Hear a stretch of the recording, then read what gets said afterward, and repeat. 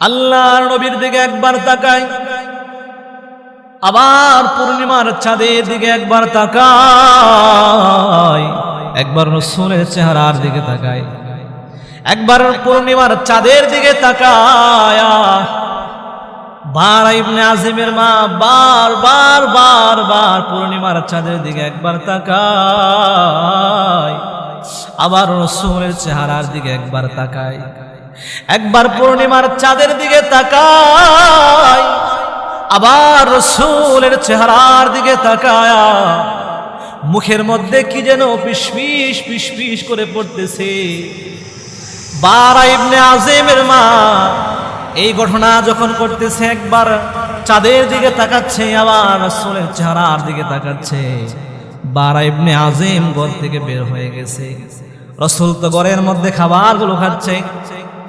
ঘর থেকে বের হওয়ার পর মারে ডাকতে কয়, মা গো মা, আমি লক্ষ্য করে দেখতেছি আপনি একবার রাসূলের চেহারার দিকে তাকান, আবার আসমানের চাঁদের দিকে তাকান, আবার রাসূলের চেহারার দিকে তাকান, আবার আসমানের মধ্যে আপনি তাকান।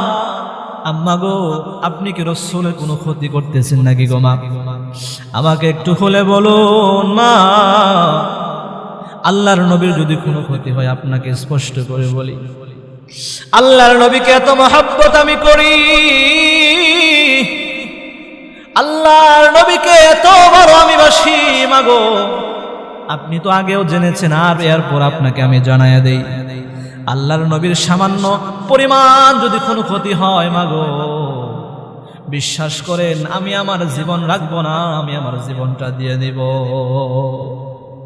আমি লক্ষ্য করে তাকায় দেখতেছি আপনি বারবার একই কাজ করতেছেন। আপনি একবার রাসূলের চেহারার দিকে তাকাচ্ছেন, আবার আসমানের চাঁদের দিকে আপনি তাকাচ্ছেন গো মা। আমাকে আপনি খুলে বলুন, আল্লাহর নবীকে আপনি কোনো জাদু টোনা করতেছেন নাকি? বারা ইবনে আযিমের মা ডাইকা কয়, বাবা গো, ও আমার কলিজার পুত্র, আমার সন্তান, এতদিন পর্যন্ত তোমাকে মানা করেছিলাম রাসূলের দরবারে যেতে। আজকে উদ্দেশ্য ছিল রাসূলকে আমার বাড়িতে দাওয়াত করে আল্লাহর নবীকে আমি মানা করে দিব। নবী গো, আমার একমাত্র সন্তান, এই সন্তানটা আপনার জন্য পাগল, আমার সন্তানকে আপনি মানা করে দিবেন আপনার দরবারে যাওয়ার জন্যে? ওগো আল্লাহর নবীজি, আমার সন্তানটা আপনার জন্য পাগল। আমি এই কথা বলার জন্য আমার রাসূলকে আজকে আমাদের বাড়িতে দাওয়াত করেছিলাম, কিন্তু যখন দাওয়াতের মধ্যে আসলো, রাসূলের নূরানী চেহারা যখন আমি তাকাইলাম, আল্লাহর নবীর চেহারার দিকে যখন আমি তাকালাম, আল্লাহর নবীকে একটাবার দেখার সাথে সাথে আমার অন্তরের মধ্যে এমন শান্তি অনুভব হয়েছে। আমার কলেজার পুত্র সন্তান, আমি ধারণা করেছি আল্লাহর নবীর চাইতে সুন্দর পৃথিবীর জমিনের মধ্যে কেউ নাই। আমি পৃথিবীর জমিনের মধ্যে মিলাতে পারলাম না, মনে মনে কল্পনা করতে লাগলাম আল্লাহর নবীর মতো সুন্দর আমি কাউকে দেখেছি কিনা। দেখি নাই। কল্পনা যখন শেষ হয়ে গেল, আমি এবার কল্পনা করলাম আল্লাহর নবীর চাইতে দুনিয়ার জমিনে সুন্দর কেউ নাই। আমি আরেকটা বিষয় লক্ষ্য করলাম, পূর্ণিমার চাঁদ আসমানের মধ্যে উদয় হয়েছে। আমি ঘর থেকে বের হয়ে গেলাম শুধুমাত্র দেখার জন্যে আল্লাহর নবী মুহাম্মদুর রাসূলুল্লাহর চেহারা পূর্ণিমার চাঁদের সঙ্গে আমি বারবার মিলালাম। আমি যখন বাহিরে চলে আসলাম, আল্লাহর নবী মুহাম্মদুর রাসূলুল্লাহ সাল্লাল্লাহু আলাইহি ওয়াসাল্লামের চেহারার দিকে আমি তাকালাম। আমি একবার রাসূলের চেহারার দিকে তাকায়া আবার আসমানের চেহারা, আসমানের চাঁদের দিকে আমি তাকাই, আবার রাসূলের চেহারার দিকে তাকাই, আবার আসমানের পূর্ণিমার চাঁদের দিকে আমি তাকাই। আল্লাহর নামের শপথ করে বলি, আমি বারবার মিলাতে লাগলাম কে বেশি সুন্দর, তোমার রসূল বেশি সুন্দর নাকি আসমানের চাঁদ বেশি সুন্দর। আমি বারবার হিসাব মিলায়া দেখলাম আমার অন্তরের কোষ্ঠী পাথর দিয়া, বারবার হিসাব মিলায়া দেখলাম, যোগ বিয়োগ করে দেখলাম, আমার ওই যে আল্লাহর রসূল বিশ্ব নবী সাল্লাল্লাহু আলাইহি ওয়াসাল্লাম আসমানের চাঁদ থেকে পূর্ণিমার চাঁদের চাইতে হাজার হাজার হাজার হাজার লক্ষ লক্ষ কোটি গুণ বেশি সুন্দর তোমার রাসূল। সুবহানাল্লাহ, আল্লাহর নবী অনেক বেশি সুন্দর। বাবা গো, তুমি তো ভেবেছো আমি জাদু করতেছি, না না, আল্লাহ রসুলের চেহারা দেখার সাথে সাথে আমার অন্তরের, আমার মনের, আমার অন্তরের মধ্যে যে হিংসা বিদ্বেষ ছিল, কুফর ছিল, সব কিছু জ্বলে পুড়ে সারকার হয়ে ইমানের নূর পয়দা হয়ে গেছে। আমি নবীর প্রেমে পাগল হয়ে গেছি, ইসলামের প্রেমে পাগল হয়ে গেছি। আমি নবীর জন্য এখন জান দিতে পারি। আমি আর দেরি করতে চাই না, আর দেরি করতে চাই না। এই মুহূর্তে, এই সময়, এই মুহূর্তে আমাকে তুমি রসূলের কাছে নিয়ে যাও আর রসূলকে সুসংবাদ দিয়ে দাও। আমি এই মুহূর্তে রসূলের কাছে কালেমা পড়ে মুসলমান হয়ে যেতে চাই। শুধুমাত্র তা নয়, আল্লাহর নবীর চেহারা কত সুন্দর ছিল। আম্মা জান আয়েশা সিদ্দিকার কাছে মক্কার কিছু মহিলা আসছে। আয়েশা কয়, আম্মা জান বলেন তো আল্লাহর নবী কেমন সুন্দর ছিল, আমাদেরকে একটু কাহিনীগুলা শোনান, আল্লাহর নবীর চেহারা কেমন ছিল। আম্মা জান আয়েশা ডাক দিয়ে কয়, ওগো মক্কার মহিলারা শোনো, আল্লাহর নবীজি, আমার নবী এত সুন্দর ছিল তোমরা কি জানোনি? আল্লাহর নবী মুহাম্মদুর রাসূলুল্লাহ সাল্লাল্লাহু আলাইহি ওয়াসাল্লাম এমন সুন্দর, পৃথিবীর জমিনে আল্লাহর নবীর চাইতে সুন্দর কেউ হয় না, আল্লাহর নবীর চাইতে সুন্দর কেউ হবে না। আল্লাহর নবী এত সুন্দর, কুল কায়নাতের আল্লাহর যত সৃষ্টি আছে, আল্লাহর যত সৃষ্টি জগৎ আছে, সকল সৃষ্টি জগতের সৌন্দর্যকে যদি একত্রিত করা হয় আর রসুলের চেহারা যদি একত্রিত করা হয়, আমার নবীর চেহারা সুন্দর হয়ে যাবে। মহিলারা আবার জিজ্ঞাসা করলো, আগো আম্মা জান, শুনেছি ইউসুফ আলাইহিস সালাতু ওয়াস সালাম নাকি অনেক সুন্দর ছিল, ইউসুফের জন্য মিশরের মহিলারা নাকি হাত কেটে ফেলেছিল। আম্মা জান আয়েশা বলে, শোনো শোনো শোনো, ইউসুফ পয়গম্বর যখন মিশরের জুলাইখা যখন ইউসুফের প্রেমে পড়ে গেছে, মিশরের অনেক মহিলারা সমালোচনা করতেছে, হায় হায় হায়, এমন একটা মহিলা সামান্য একটা গোলামের প্রেমে পাগল হয়ে গেছে।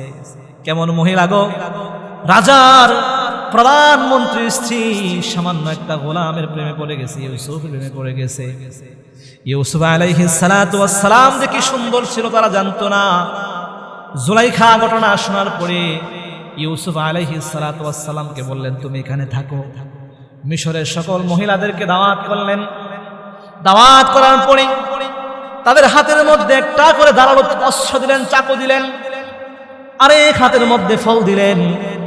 ইউসুফ আলাইহিস সালাতু ওয়াস সালামকে বললেন, ইউসুফ গো, তুমি যাও, তাদের সামন দিয়া হেঁটে যাও, তারা দেখো আমি কেমন মানুষের জন্য পাগল হয়েছি, কেমন মানুষের জন্য আমি পাগল, কার জন্য আমি পাগল, তারা এই বিষয়টা দেখুক, আমি দেখাতে চাই।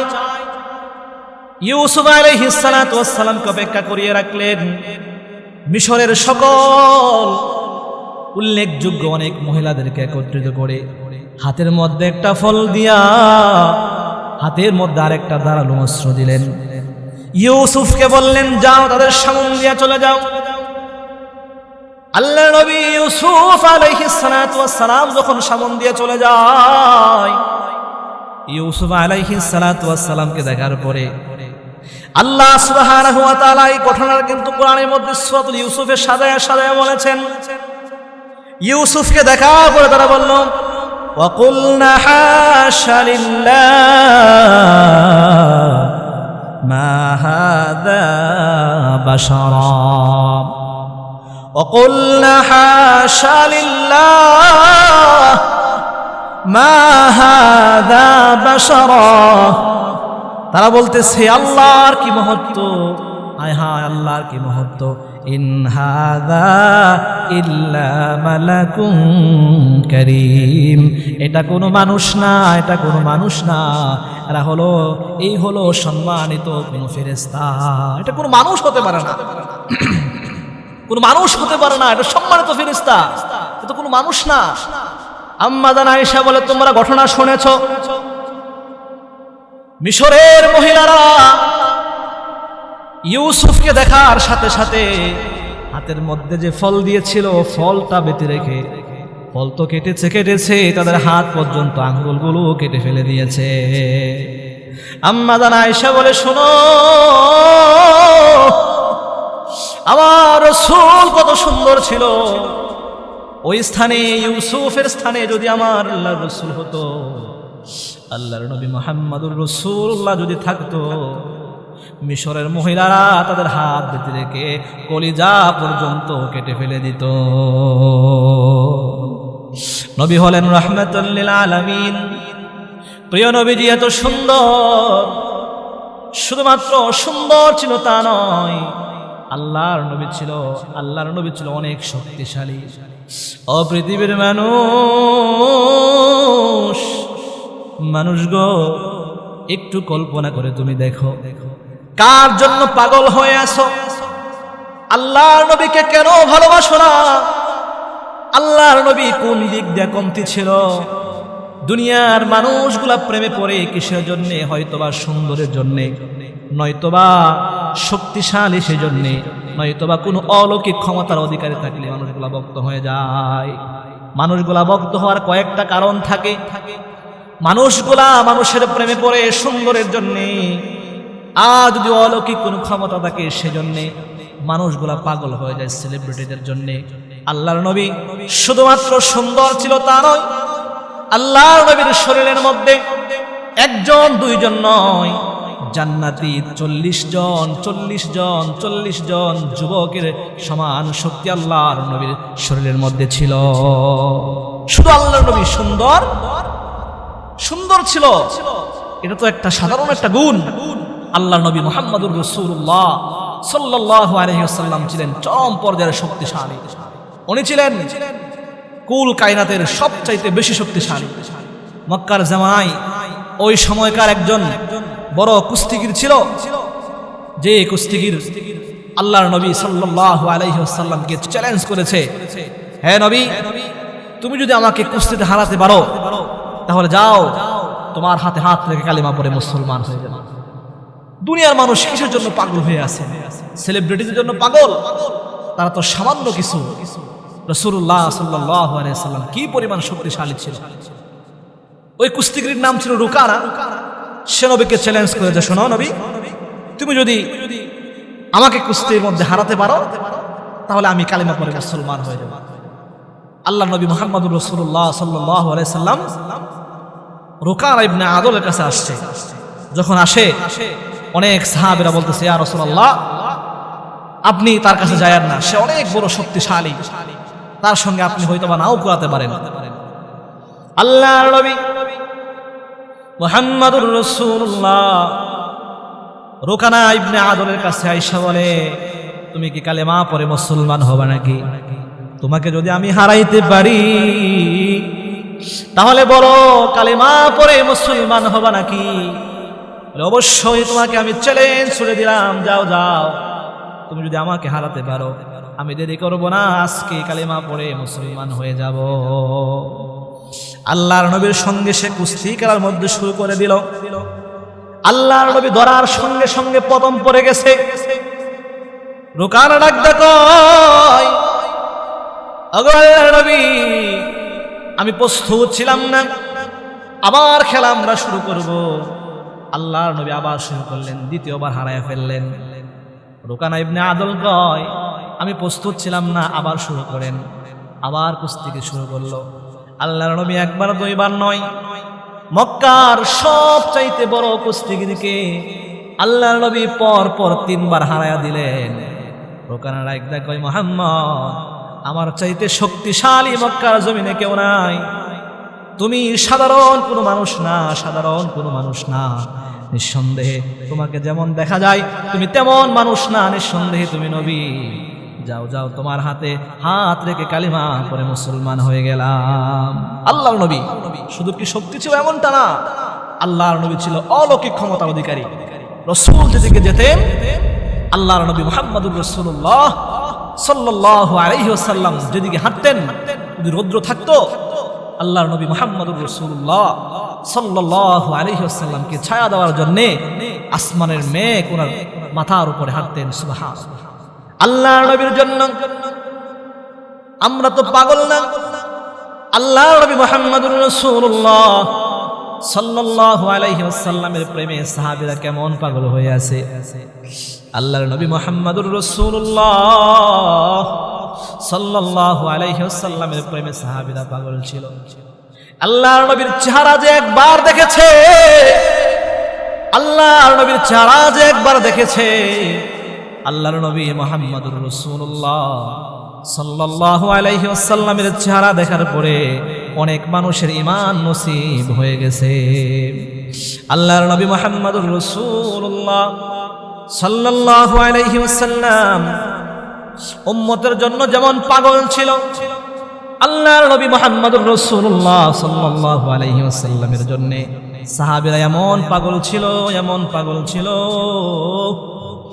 আল্লাহর নবী মুহাম্মদুর রাসূলুল্লাহ সাল্লাল্লাহু আলাইহি ওয়াসাল্লাম কেবলমাত্র একজনকে কালেমা পড়ে মুসলমান বানিয়েছে। আল্লাহর নবী মুহাম্মদুর রাসূলুল্লাহ সাল্লাল্লাহু আলাইহি ওয়াসাল্লাম কেবলমাত্র একজনকে মুসলমান বানিয়েছে। তার নাম রাখা হয়েছে আব্দুল্লাহ। তার আগের নাম ছিল আব্দুল উজ্জা। আল্লাহর নবী ঘর থেকে বের হয়েছে নামাজের জন্য প্রস্তুতি গ্রহণ করবে। আল্লাহর নবী লক্ষ্য করে তাকায় দেখে ফজরের সময় একজন মানুষকে দেখা যায় জীর্ণ শীর্ণ, একটা গাছের চিবার মধ্যে বসে আছে, সোজা হয়ে দাঁড়াতে পারে না।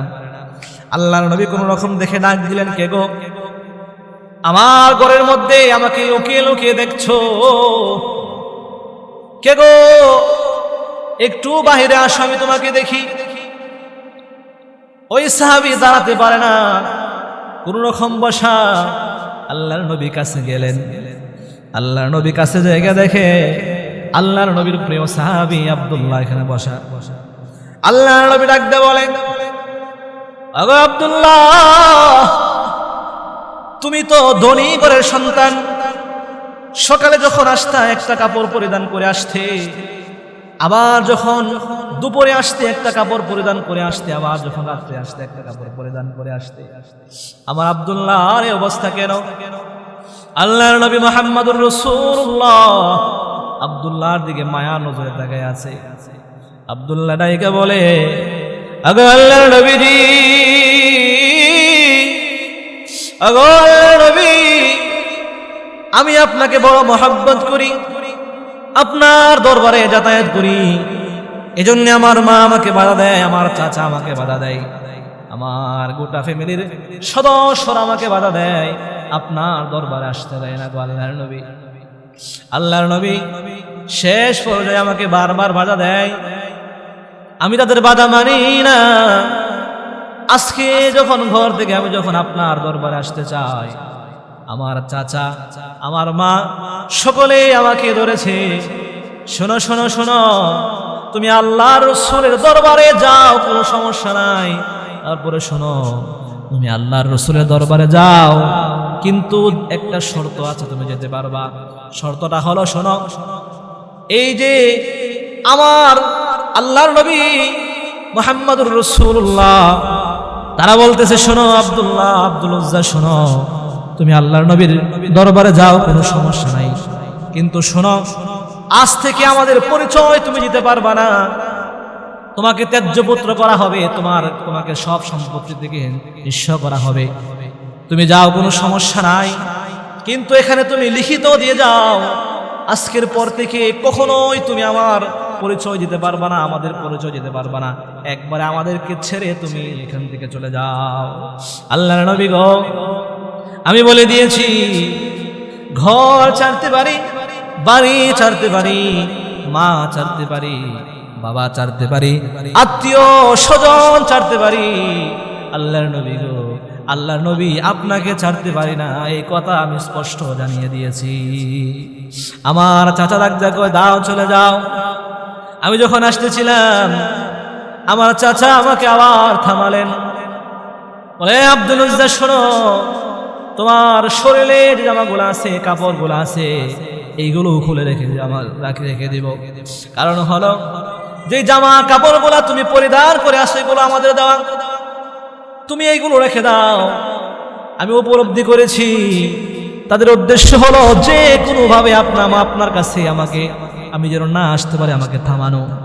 কিন্তু আল্লাহর নবী গো, আমি ইজ্জত সম্মান সব কিছু হারাতে পারি, কিন্তু আপনার জন্য আমি এত পাগল রাসূল গো, আপনার প্রেমে আমি এত পাগল হয়েছি। আপনার চেহারা যদি একবার না দেখি গো রাসূল, আমার তো কোনো কিছু ভালো লাগে না। আমি ইজ্জত সম্মানের কোনো চিন্তা করি নাই, ধন সম্পদের কোনো চিন্তা করি নাই, পিতা মাতার কোনো চিন্তা করি নাই, আত্মীয় স্বজন বিবি বাল বাচ্চার চিন্তা করি নাই। আল্লাহর নবী গো, সর্বশেষ আমার কাপড়গুলো দিয়া চলে আসছি। আসার সময় মার কাছ থেকে ছোট্ট একটা কাপড় নিয়ে আসছে আল্লাহর নবী, যে কাপড় দিয়ে আমি আমার লজ্জাস্থানটা রেখেছি। কি পরিমাণ পাগল ছিল, কি পরিমাণ পাগল ছিল সাহাবীরা, কি পরিমাণ পাগল ছিল। রাসূলের চেহারা দেখলেই পাগল হয়ে যেত।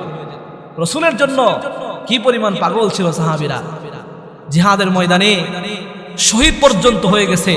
আল্লাহর নবী মুহাম্মদুর রাসূলুল্লাহ সাল্লাল্লাহু আলাইহি ওয়াসাল্লাম ডেকেছে, কোনো কিছু চিন্তা না করেই আল্লাহর নবীর কাছে চলে আসছে।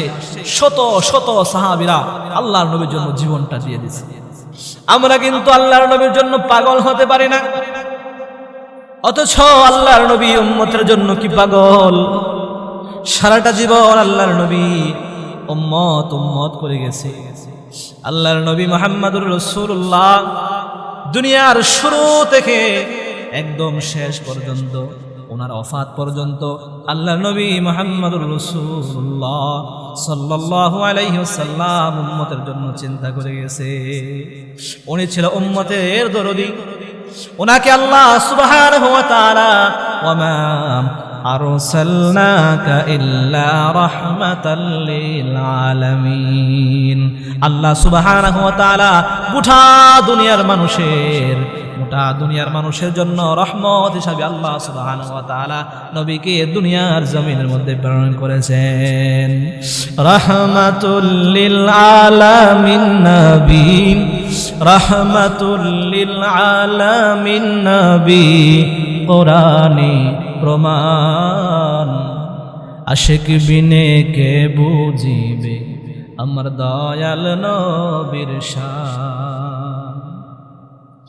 রাহমাতুল লিল আলামিন নবী, রাহমাতুল লিল আলামিন নবী, কোরআনে প্রমাণ, উম্মত বিনে কে বুঝিবে আমার দয়াল নবীর শান। নবী আমার মদিনারি বুলবুল,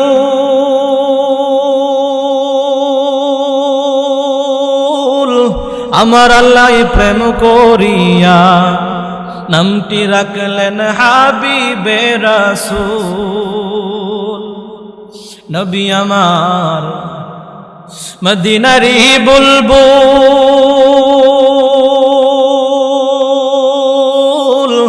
আমার আল্লাহ প্রেম করিয়া নামটি রাখলেন হাবিবে রাসূল। সেই নবীকে ভুল বুঝিলে, সেই নবীকে না মানিলে থাকবে না ঈমান। উম্মত বিনে কে বুঝিবে আমার দয়াল নবীর শান। আরে আশিক বিনে কে বুঝিবে আমার দয়াল নবীর শান। রাহমাতুল লিল আলামিন নবী, রাহমাতুল লিল আলামিন নবী, কোরআনে প্রমাণ। উম্মত বিনে কে বুঝিবে আমার দয়াল নবীর শান, আশিক বিনে কে বুঝিবে আমার দয়াল নবীর শান। আমার আল্লাহ রাব্বুল আলামিন গোটা দুনিয়ার জন্য আল্লাহর নবীকে রহমত হিসেবে পাঠিয়েছেন।